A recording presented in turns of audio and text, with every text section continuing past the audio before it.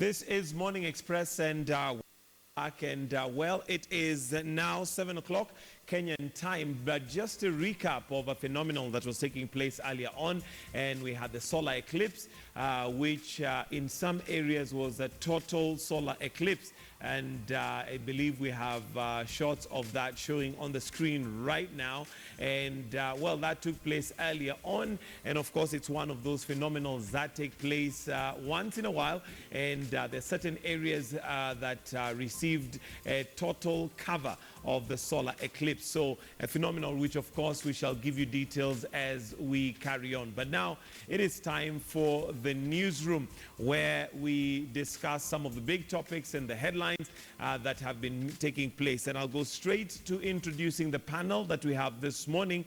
And to my extreme left, we have Crispus Yankem, who is a communications consultant. Thank you for joining.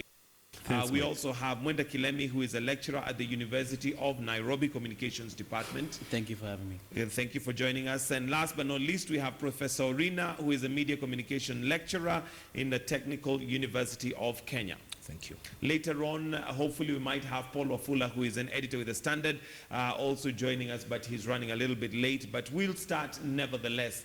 Thank you for joining us this morning, gentlemen. And let me start with you, Professor Orina. And maybe the first thing would be, is there a story that stood out for you this week, say between Wednesday and today? Well, I've seen elections being covered greatly. The by-elections that was taking place. Yeah, at Malindi and Kericho. So the stories were more or less the same, that the headlines were about Malindi and Kericho and some individuals winning. Okay. Yeah, pointing out that Raila winning at some point and Ruto winning on the other extreme. On the other extreme. Okay, yes. We'll come to that. But for you, the main story that stood out was the Malindi by-elections. Yes. Okay.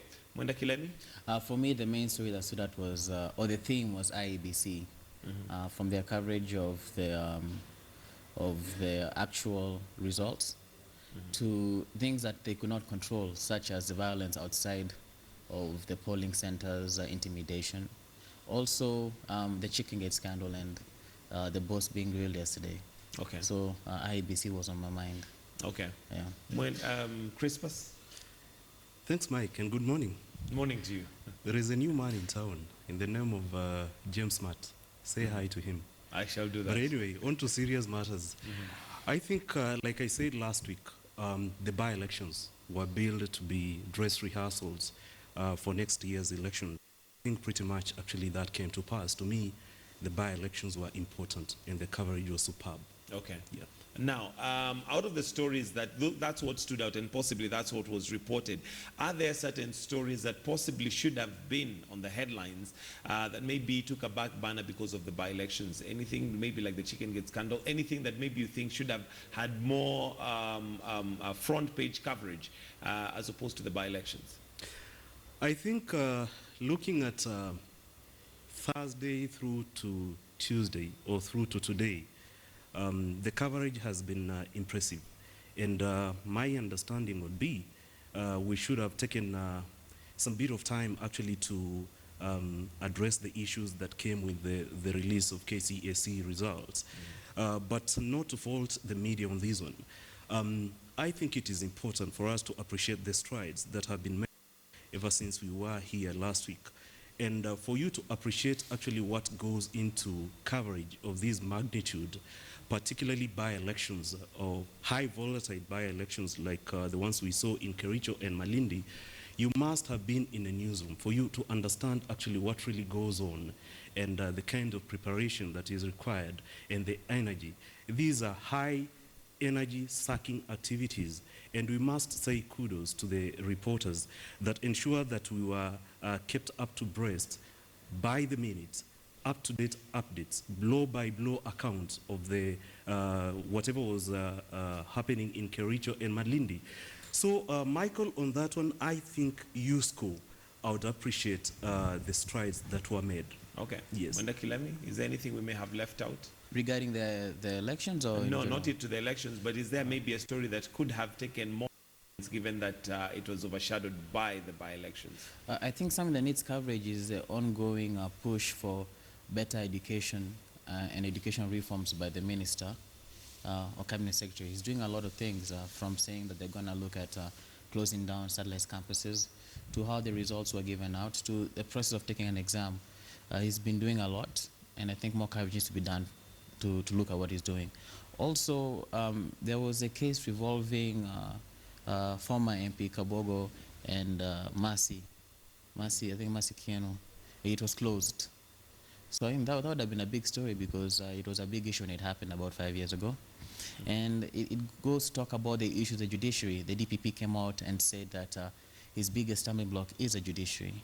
So I would have liked more attention to be paid to those kinds of subjects. Okay. Yeah. Professor Rina? There has been new developments on the corruption scandals that have refused to go off the people of Kenya. There are new developments which ought to have been followed up. We have had the KCC results that were released, and there was a significant drop in the performance compared to let's say yesteryear. Then yesterday, of course, we had the World, or rather the International Women's Day, which and that one was juxtaposed with the events that happened during the by-election, where a woman was stripped naked, or her clothes were torn apart. But then I've not seen such kind of stories given the prominence. Besides that, we saw the serious electoral malpractices that have not really taken the center stage on the media coverage. Okay. Yes. Let's now concentrate more on the by-elections. And Mwenda Kilemi, looking at history repeating itself, we had issues with the Electoral Commission during the 2013 elections. And even prior to Kericho and Malindi, there was already hue and cry from different quarters that IEBC were not prepared. Now, looking at the coverage, did we manage to follow up that story and find out, are they actually prepared? Were they prepared? Yes, I think you did a good job on that. I think all the media houses did a good job on that. I think the issue of the IEBC, people have to separate perceptions with the reality. The reality is that most of the elections went off well, the two by-elections. The only issue people had was the speed at which the results were read out. But that's not really any scientific way of saying that something was wrong. A lot of the problems that occurred during the elections were actually outside of IEBC's control. The violence, the intimidation, the supposedly bribing of voters, and that IEBC could not control. But the situation where they did have control over, I think they did a good job. Could they have done things better? Of course. When it comes to an elections, you want to make sure people have no doubt whatsoever about who won and who lost.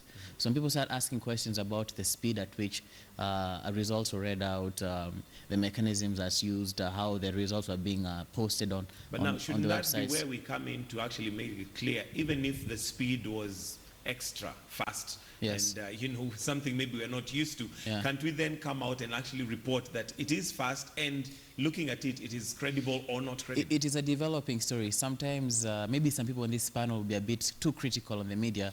I say things happen step by step. So first there's an event, then there's the analysis. So every event, in the next few days we'll see some analysis, and maybe we'll see there was a problem. Maybe we'll see there wasn't. Okay, but so that it's a takes developing time. story. Yeah. Yankin? I think it is actually laughable when I listen to my brother Kilemi talking about IBC and the preparedness for the by-elections in Kericho and Malindi. And when he talks about that whatever happened was actually not within the scope of IEBC. I would like to vehemently disagree, because the laws are very clear. The electoral laws in this country are very clear. The Constitution is very clear on the role of IEBC. So when you look at the two by-elections, and I think it is important for me, or rather for us, actually to contextualize and look at the good, the bad, and the ugly, and of course the possible lessons that should actually come out of the two events.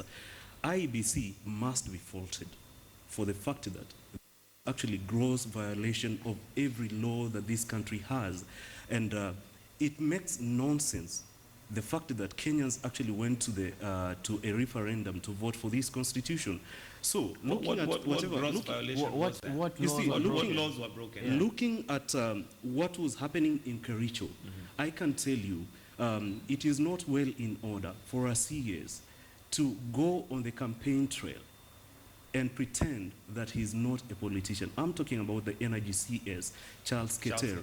It is very clear that the executive must be separated from the politics of the entirety. It is only the president and the deputy president who are actually allowed to be politicians in this country. And what I'm talking about is that I think, with due respect, the president was ill-advised for him actually to raid the political class and appoint into his administration.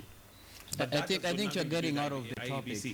That has got nothing to do with IEBC. That is the executive. Come on, what Michael, is the what you are exact law that saying, was broken? what we are saying, the electoral laws were broken. Which one? You need to look at the bribery.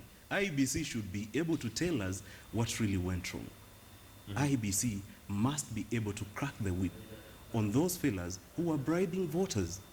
Okay, let me come to Professor Orina on your analysis of the coverage.